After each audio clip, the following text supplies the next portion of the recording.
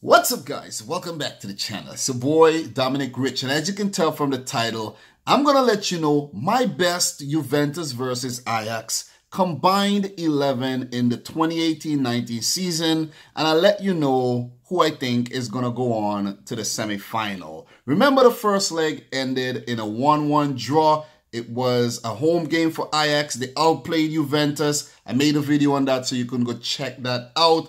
But it's crunch time away in Turin, where Juventus will look to finish off the tie. But Ajax, man, they have been one of the most remarkable teams of the season. They're currently unbeaten in the Champions League this season. Only Barcelona are the other team that have not been beaten in the Champions League. And they're currently top of the Dutch Eredivisie, above their rivals PSV. So Ajax will want to prove all their doubters wrong and go on to the semi-final to face one of Tottenham Hotspur or Manchester City. I have been one of the persons doubting Ajax this season, and I'm not going to doubt them anymore. I think they can do it.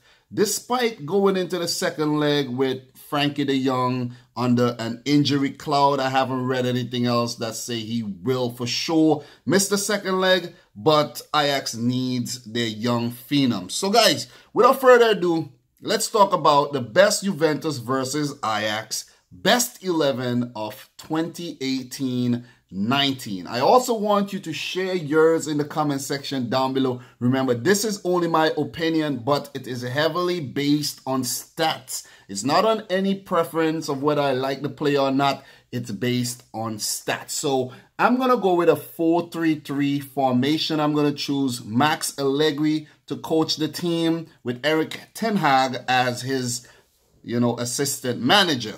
So 4-3-3 formation means that there's 3 attackers, a center forward, a right winger, and a left winger. 3 midfielders. I chose 2 attacking mids and a defensive mid, and 4 defenders, and the goalkeeper, of course. Never forget the goalkeeper. 2 center backs and 2 wing backs. So let us start from the back.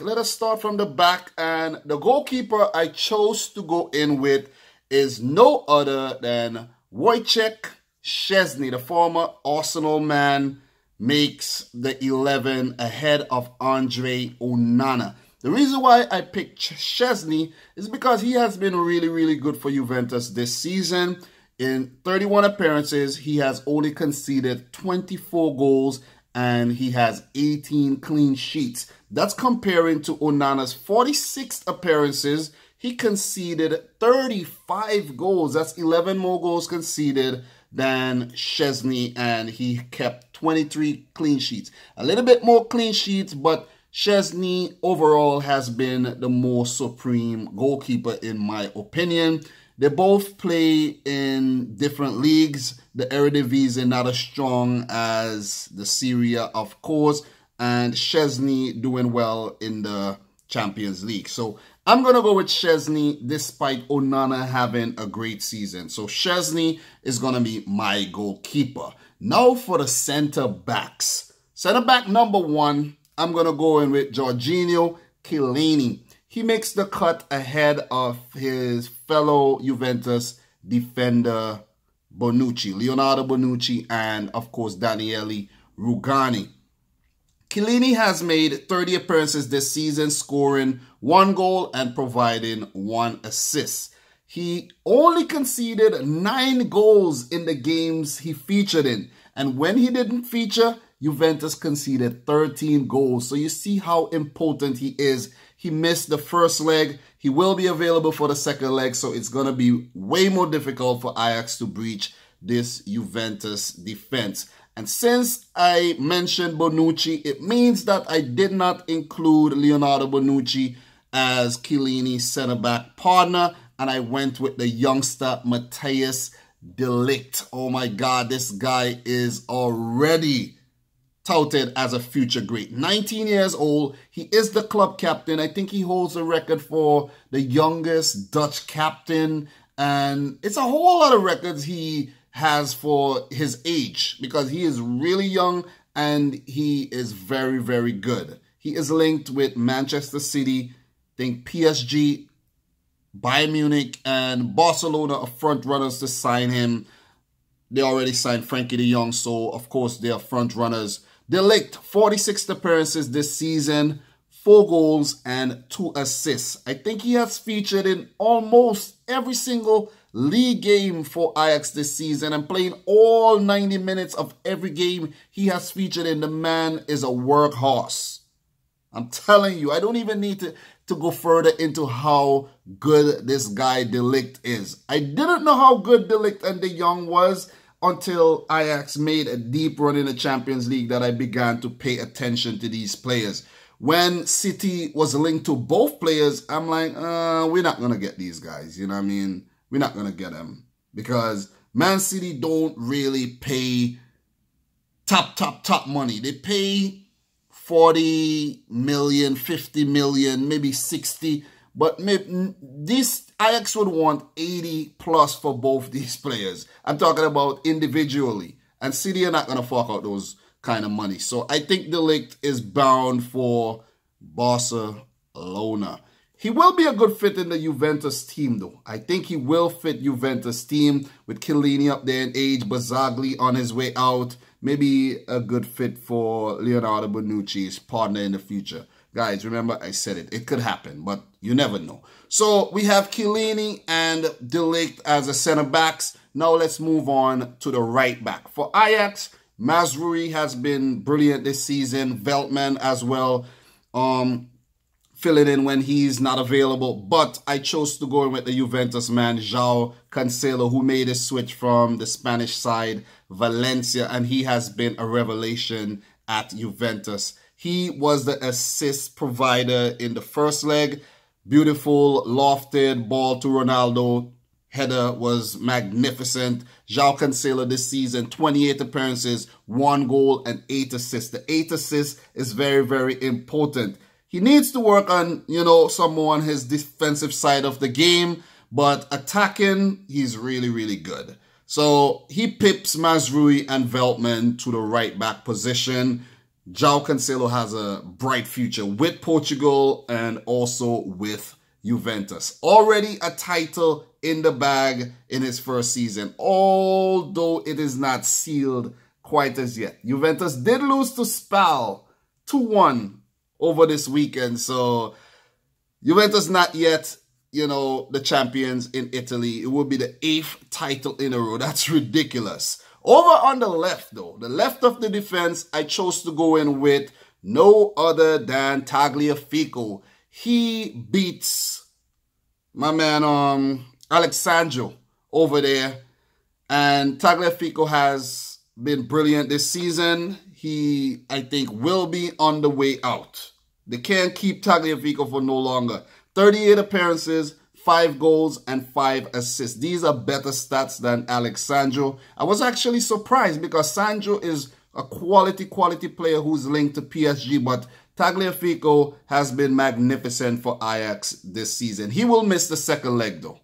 Ajax will definitely miss him in the second leg. Go on to the midfielders, guys. Let's start with the defensive midfield. And we start with no other than the young phenom, Frankie de Jong, who is already Barcelona bound. 43 appearances this season, 4 goals and 3 assists. And this is only his attacking side I'm talking about. He is a box-to-box midfielder. You saw the tackles he put in the first leg versus Juventus. We know what he can do. And he is just an inspirational figure in this young Ajax team. And also, he is very much part of the fabric of the young Netherlands team going forward under Ronald Koeman. So this guy is pretty awesome, man. He's pretty awesome. But guys, in the 6-1 victory over Excelsior on the weekend, Frankie de Jong picked up an injury and he is under an injury cloud for the second leg versus Juventus. They need him to play. I think it's a hamstring injury. You can't really run off hamstring injuries. You can't play with painkillers. It's a hamstring. Once you pull a hamstring, it's very, very difficult to recover from that. So hopefully it was just precaution and the media is twisting it out of, proportion to maybe play on the psyche of the Juventus players, and De Jong will just pop up and play next week. hopefully the youngest player. I would like to see a full strength Ajax versus, Juventus. Not full strength with Tagliafico missing though, but still at, high level strength. So with the young starting off the defensive midfield position, let's move up to the more attacking midfielders. I chose to go in with the Bosnian Miralem Pjanic. 38 appearances this season, 4 goals, 5 assists. Not his best season, but who else are you going to put in the midfield? Who else are you going to put in the midfield? Not Bentancur. I'm not going to go in with Matuidi. Emre Can is injured. Not Khedira. It has to definitely be Pjanic. So, Pjanic, his partner will be Dusan Tadic. Pjanic from Bosnia, Dusan Tadic from Serbia. So, it's an all former Yugoslavian Balkan midfield. Tadic has been awesome this season. Despite playing most of the matches as a striker, a more advanced player, I'm gonna fit him in the midfield. I could not left Tadic out of this team. I tried, but Tadic has to be a part of a Juventus Ajax 11. Like, come on. The guy had 47 appearances this season, scoring 30 goals. You heard it right. 30 goals and 19 assists. He has been involved in 49 of Ajax's goals in all competitions this season. He fits into the 11.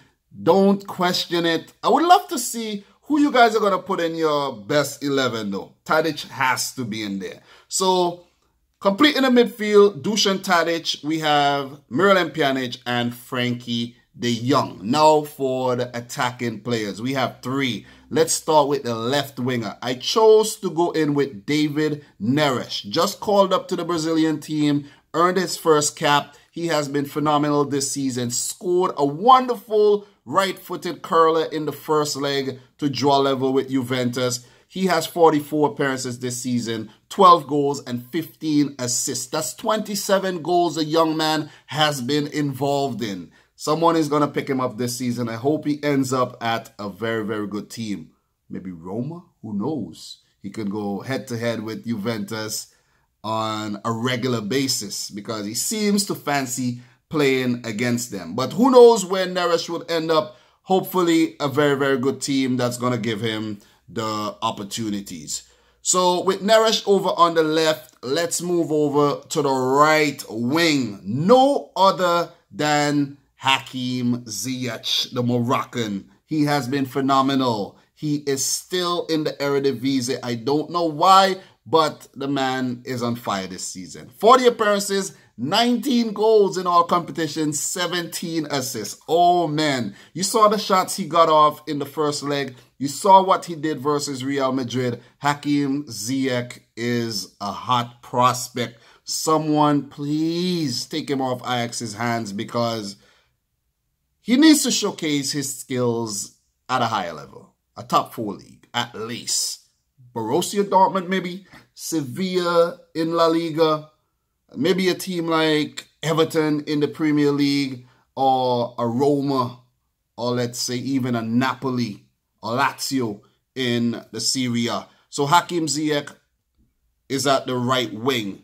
So I chose to go in with Ziyech because the numbers don't lie at all, and he has been phenomenal. So Ziyech beats out players like Mario Mandzukic in an attacking position, Moise Kean as well, Douglas Costa as well, pipped to the spot by his fellow Brazilian Neres there. So to complete my best Juventus versus Ajax 11 is the captain of the team, no other than one of the greatest players of all time, Cristiano Ronaldo, CR7, captain of Portugal, and he is a phenomenal player.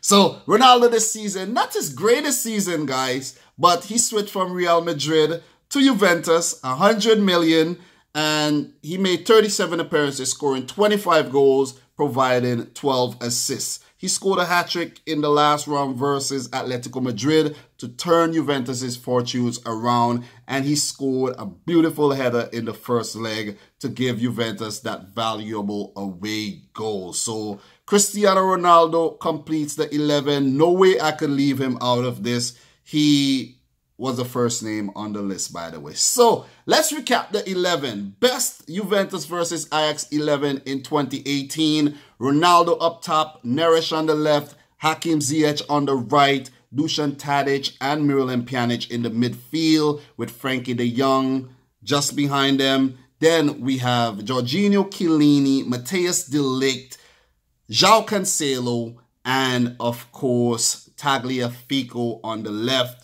with Wojciech Szczesny in goal. Is his name Wojciech? Wojciech. I always mess up his name, but this is a really good 11. This is what you call a champion 11. So, guys, to top off the video, to finish things off, who do I think will win this tie? It's now 1-1 with Juventus with the 1 away goal advantage. If Frankie de Jong plays, I'm going to go with Ajax to pull off an upset.